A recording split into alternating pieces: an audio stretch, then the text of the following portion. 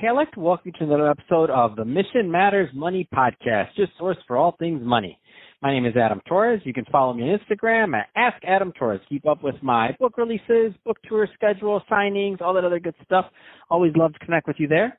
And as always, if you'd like to apply to become a co-author of one of my upcoming books, just head on over to the website, missionmatters.com, and click on Become an Author to apply. All right, so today I have John Paniagua on the line, and he's principal and owner over at One Way Holdings. John, welcome to the show. Thank you, Adam. Pleasure to be on your show. Looking forward to it. All right.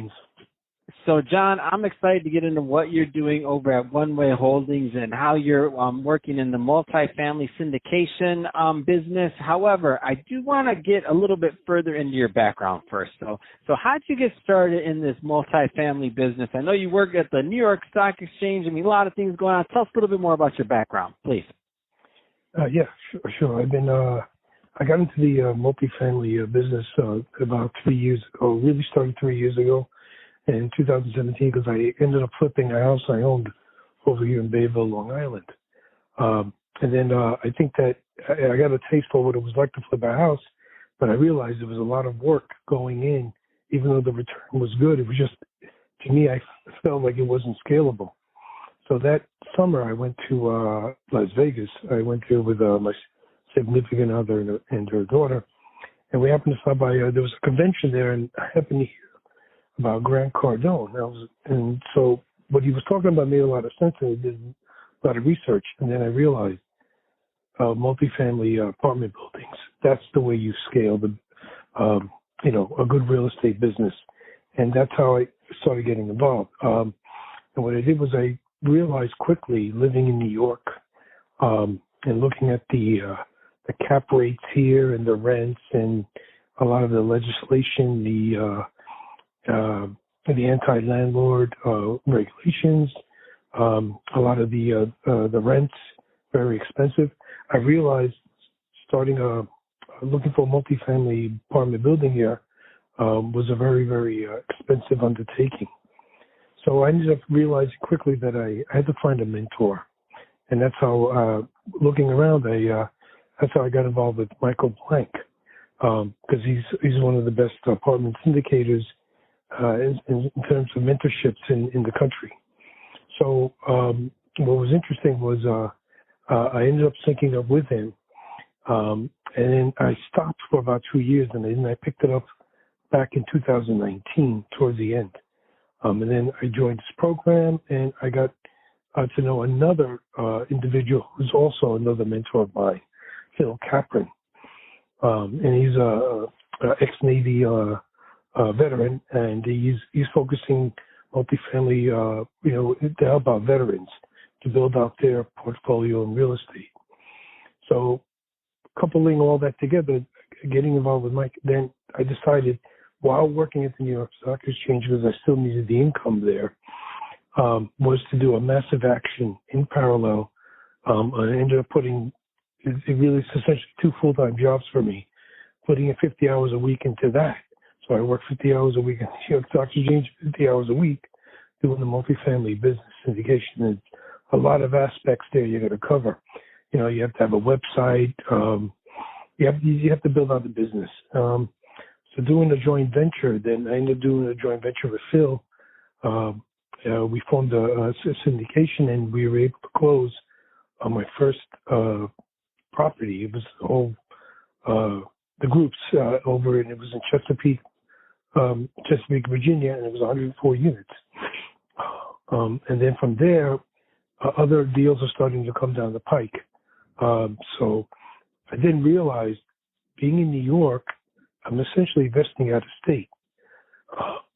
So doing a joint ventureship really, really helps out, because you could split up the responsibilities, like who owns the key aspects of the joint ventureship. Because I can't travel to a lot of the asset management from New York, since I'm still in New York. So that's where the joint ventureship comes in. It helps out. Part of the team does the asset management. They're in Virginia, and I'm in New York. And I realized that my strength is going to be capital raising here in New York. I can do that because I realize there's an opportunity here in New York to be able to do that, to fund a lot of projects that deals, potential deals that are outside New York. So in a nutshell, go ahead. Let's talk a little bit more about kind of the type of properties and geographies that you like focusing on. Tell us a little bit more about that, please. Well, definitely the key is, if you look at it, it's a couple of things. One is you definitely need a minimum number of units, and that's one of the reasons why we're looking at units near 100 units, because that gives you the scale. Because you can, when you do value add, which is to enhance the value of the property, either by renovating some sort of renovation on the property, the units. If you increase the rents, by a little percentage, it magnifies by having so many more units. It's kind of what they call leverage, and you can increase the value of the property that much more.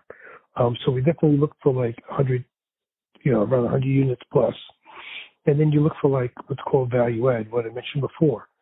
So you can have a class C and you can add value add to class B.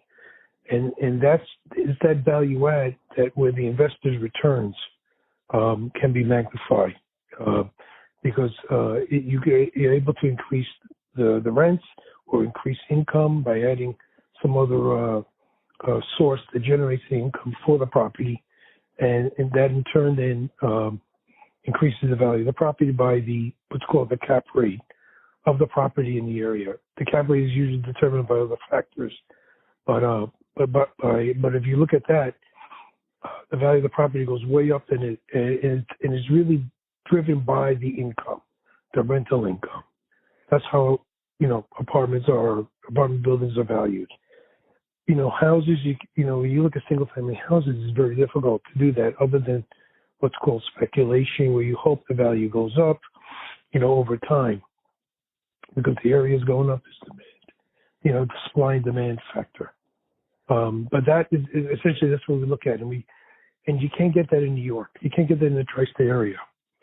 The tri-state area, appears to be dominated by a small number of groups that own a lot of real estate over the years, and the rent stabilized units.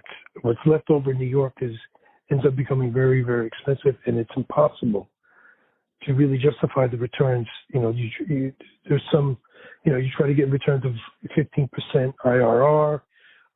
You look at a 2 or 3 times, what they call a 2-3 times return on capital, cash on cash. You want that to be 8, 9, 10%. And it's very difficult in New York, very, very difficult, which is why that led me to look outside New York.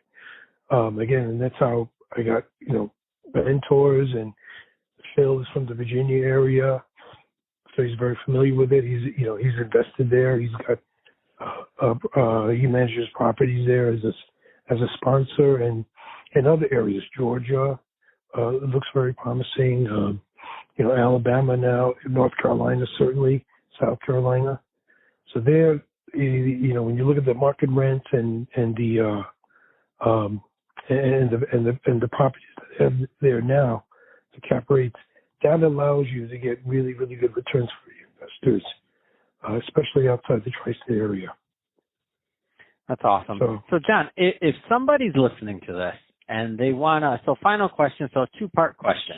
So if somebody's listening to this and they want to learn more about one-way holdings, what's the right type of investor and or fit that's typically a good fit to learn more about the deals that you work on, number 1, and then part 2, what's the best way for them to reach out? The investors, what I'm looking to do is, I think the best, after having looked this and researched a lot of information, what I'm trying to do is build kind of an investor network in the tri-state area. So it would be somebody that, and the ideal situation is, somebody has a minimum of $50,000, accredited investor, or it could be non-accredited, but then you have to, like I said, we have to follow the SEC regulations on that, on the type of investor. But the investor is somebody that would be willing to invest $50,000 a year, and on a consistent basis as deals come in. So my goal is to build some sort of investor network. It could be doctors, it could be lawyers, it could be people that have the type of income that they don't want to put into the stock market, because as you can see today, and you can see every so often you have these volatility spikes that you're seeing like today. They want to invest it into an asset that produces income on a steady basis, and that's really real estate investments, especially multifamily, or storage, or another asset like that. And then on a yearly basis, and if I could build out this network, and that's one side of the equation. The other side of the equation, you have deals, really good deals that come along that have a very high internal rate of return, a very good cash flows that are coming in, cash on cash flows. And that's what I'm looking to do, build out, 2, 3, 4, 500 investors. I remember Hunter Thompson, who was another one of my mentor, who, and there was a report that was out, there's 12 million accredited investors in all the United States.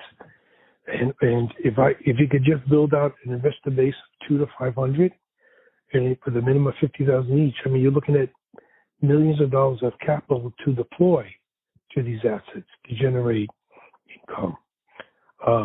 So that's what I'm looking to build. And I guess the best way to get to me and to reach me is through my website. I've had this set up now. It's www.onewayholdingsllc.com. And I have a lot of information there. I put a lot of content there.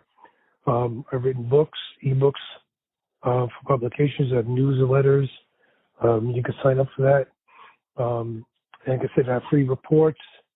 And then there's a form registration there you want. If you want to give me a call, the cell phone is there, and also my office that I have a virtual office in Fifth Avenue, New York, and you could dial that number, and I will get back to you. Fantastic. Yeah. Well, John, really appreciate you coming on the show today and sharing more about what you're doing over at One Way Holdings and your vision. And to the audience, as always, thank you for tuning in.